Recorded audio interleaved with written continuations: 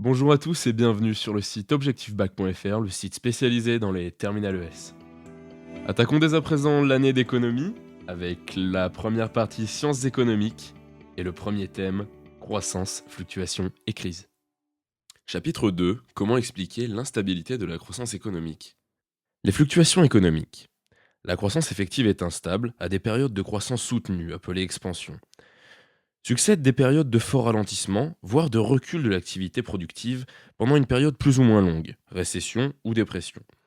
Au sens strict, le terme de crise désigne le point de retournement à la baisse de l'activité économique. Au sens large, il désigne l'ensemble de la période au cours de laquelle l'activité est déprimée, le chômage élevé, etc. La crise se termine alors grâce à la reprise.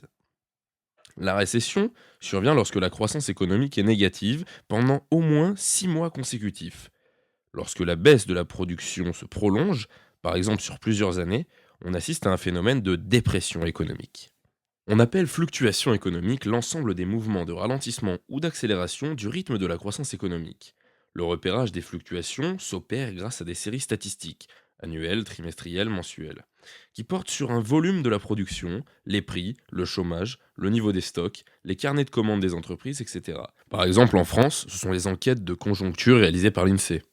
L'analyse des fluctuations économiques repose notamment sur l'étude des différences entre la croissance effective, celle qui est mesurée au cours d'une période donnée, et la croissance potentielle.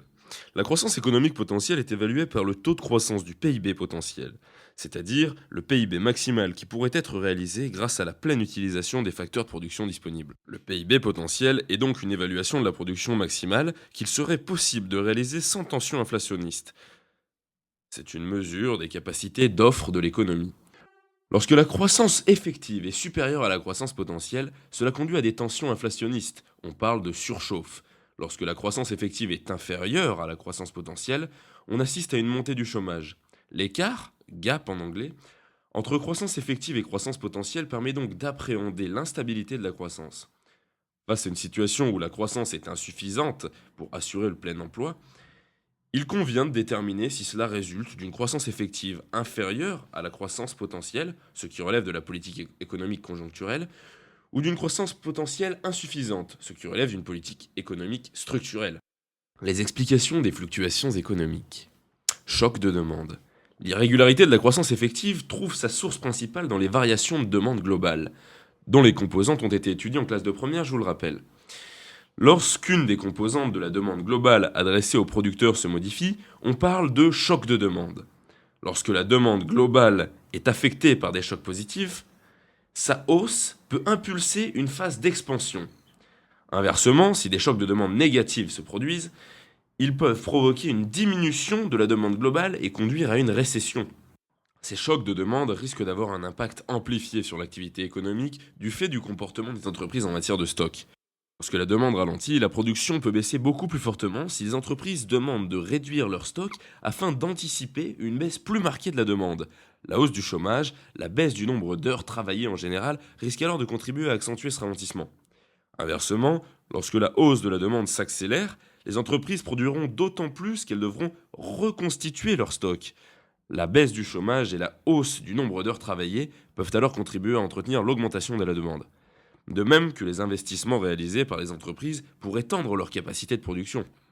Les effets à court terme des variations autonomes de la demande sur la croissance sont cependant d'autant plus réduits que les propensions à épargner et à importer des agents économiques sont élevées. Passons maintenant aux chocs d'offres. Les chocs d'offres sont des variations des conditions de la production. Ils découlent notamment de la productivité ou du prix des facteurs. Les chocs d'offres négatifs sont causés généralement par une hausse du coût des matières premières. C'est l'exemple des chocs pétroliers de 73 et 79. Par des augmentations de salaires supérieurs aux gains de productivité, comme au cours des années 70, ou bien sûr par un alourdissement de la fiscalité sur les entreprises. En cas de choc d'offres négatifs, l'activité économique devient plus coûteuse et les entreprises les moins productives et compétitives risquent d'être acculées à la faillite. Inversement, lorsque des innovations permettent des gains de productivité et abaissent les coûts unitaires de production, elles produisent un choc d'offres positif. En abaissant les prix des produits, elles favorisent leur diffusion auprès des consommateurs et donc l'augmentation de la production.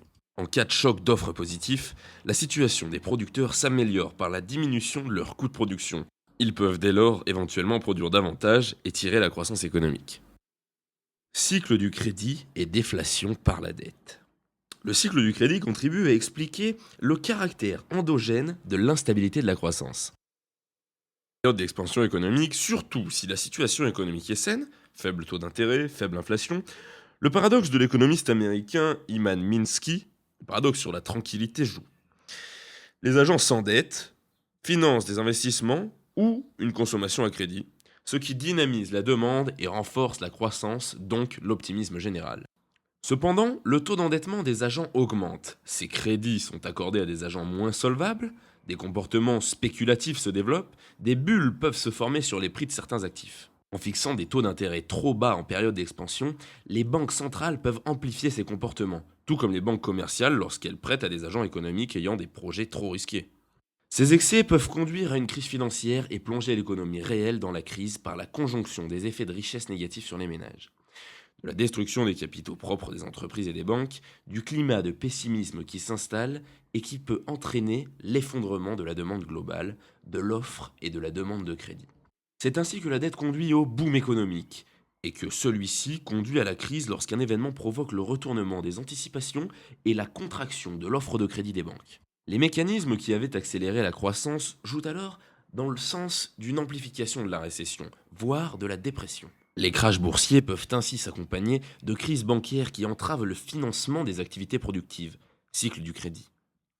Cela peut conduire à une déflation par la dette, c'est-à-dire la baisse des prix d'actifs dont la richesse de ceux qui les détiennent rend l'endettement excessif, la fragilité, voire même la destruction du système bancaire qui rendrait le crédit inaccessible aux PME, qui pour retrouver de la liquidité licencieraient et feraient baisser leurs prix. La baisse des prix augmentant le poids réel de la dette pour les firmes endettées, les faillites se multiplieraient, ce qui aggrave en retour la situation des banques. La déflation, c'est-à-dire la contraction des grandeurs nominales, prix, salaire, masse monétaire, qui s'accompagne en général de celle des grandeurs réelles, demande, promotion, emploi, pourrait assainir l'économie si elle favorisait à long terme le redémarrage de cette dernière. Si elle élimine les producteurs les moins efficaces, la déflation peut en effet créer les conditions de la reprise. La chute de l'investissement pendant la déflation réduit la demande de capital et favorise la baisse des taux d'intérêt, tandis que le chômage contribue à la diminution des salaires. Mais à un moment, le coût unitaire de production est si faible que l'activité des producteurs ayant survécu reprend. Cependant, l'existence d'un tel phénomène de régulation par la faillite a fait l'objet d'une vive contestation par Keynes, qui souligne que seule l'intervention directionnaire de l'État peut permettre un redémarrage de l'activité économique. Mais alors, les pouvoirs publics peuvent-ils limiter les fluctuations économiques? Et pourquoi les pouvoirs publics devraient-ils intervenir? En période de ralentissement, le recul de l'activité économique engendre chômage de masse et baisse du revenu des ménages. Les jeunes éprouvent alors beaucoup plus de difficultés que leurs prédécesseurs pour trouver un emploi. Les tensions sociales et politiques augmentent, donnant du crédit aux mouvements qui prônent des changements radicaux dans l'organisation économique et sociale. Sans intervention de l'État, l'économie peut entrer dans un cercle vicieux dans lequel la déflation, fréquemment observée en période de crise grave, renforce les difficultés économiques. Et cette lenteur de l'ajustement de l'économie par la déflation a été soulignée par John Maynard Keynes, l'économiste qui a déclaré le 14 janvier 31 à la radio « À long terme, nous sommes tous morts. Les économistes s'adonnent à une tâche trop facile, trop primitive, si, dans la saison des tempêtes, ils nous annoncent seulement que lorsque l'orage sera terminé, l'océan retrouvera son calme. » L'intervention de l'État apparaît d'autant plus nécessaire que l'ajustement par la déflation peut ne pas se produire, notamment parce que les entreprises les plus vulnérables ne sont pas toujours les moins efficaces. Inversement, en cas de croissance économique effective trop forte par rapport au potentiel de croissance économique, des tensions inflationnistes peuvent se manifester et être à l'origine d'un cercle vicieux aux conséquences néfastes. L'inflation se traduit en effet par une baisse du pouvoir d'achat de la monnaie, qui mine la confiance qu'ont les agents en elle, et par une perte de compétitivité prix au niveau international, ce qui peut avoir des effets négatifs sur les échanges extérieurs et donc la productivité réalisée à l'intérieur du pays. Elle a également pour effet, si les revenus n'augmentent pas au même rythme que les prix, de provoquer une baisse du pouvoir d'achat des ménages qui pourrait être source de ralentissement de l'activité. Elle provoque enfin, lorsqu'elle n'est pas compensée par une hausse des taux d'intérêt, des transferts de richesse des prêteurs, épargnant notamment vers les emprunteurs. La gestion des fluctuations conjoncturelles par les politiques budgétaires et monétaires. Ainsi que cela a été vu en première, le diagnostic porté sur la nature des déséquilibres macroéconomiques détermine le prix de politiques conjoncturelles à mettre en œuvre. Lorsque la croissance de la demande globale ralentit, voire devient négative, l'écart entre la croissance effective et la croissance potentielle se creuse. Les politiques conjoncturelles peuvent soutenir la croissance effective. Elle consiste en une politique budgétaire de relance par une hausse du déficit de l'État et une politique monétaire de soutien à l'investissement et au système bancaire par la hausse du taux d'intérêt et ou l'injection de liquidités. Ainsi, à l'occasion de la crise de 2008, les banques centrales américaines et européennes, la Fed et la BCE, ont abaissé très rapidement leur taux d'intérêt directeur et ont fourni la liquidité demandée par le marché. Les États ont laissé se creuser les déficits publics et ont en général mis en œuvre des plans de relance. Inversement, en cas de croissance économique effective trop forte par rapport au potentiel de croissance de l'économie d'un pays, une politique de freinage de la demande globale par un excédent budgétaire de l'État et par une hausse des taux d'intérêt de la Banque centrale doit permettre de réduire les tensions risquant de déboucher sur une inflation trop rapide. C'est une politique de désinflation, c'est-à-dire de ralentissement de l'inflation. Ainsi, le début des années 80 a été marqué dans de nombreux pays développés par des politiques budgétaires et ou monétaires désinflationnistes. Les voies étroites de la politique économique. Les politiques conjoncturelles qui agissent sur la demande risquent de ne pas être pertinentes en réponse à un choc d'offres négatives dans l'économie. En effet, la politique conjoncturelle agit plus facilement sur les variables de demande que sur les variables d'offres. Les chocs d'offres nécessitent au contraire des ajustements structurels et institutionnels de l'économie qui demandent du temps. Par ailleurs, la France se trouve aujourd'hui insérée dans la zone euro, où la conduite des politiques conjoncturelles est beaucoup plus délicate. La politique monétaire est décidée par la BCE pour l'ensemble de la zone euro. La politique budgétaire est contrainte par le pacte de stabilité de la croissance, renforcé en 2012 par le pacte budgétaire, qui n'offre qu'une coordination négative des politiques budgétaires nationales. Déficit budgétaire limité à 3% du PIB et dette publique à 60% du PIB.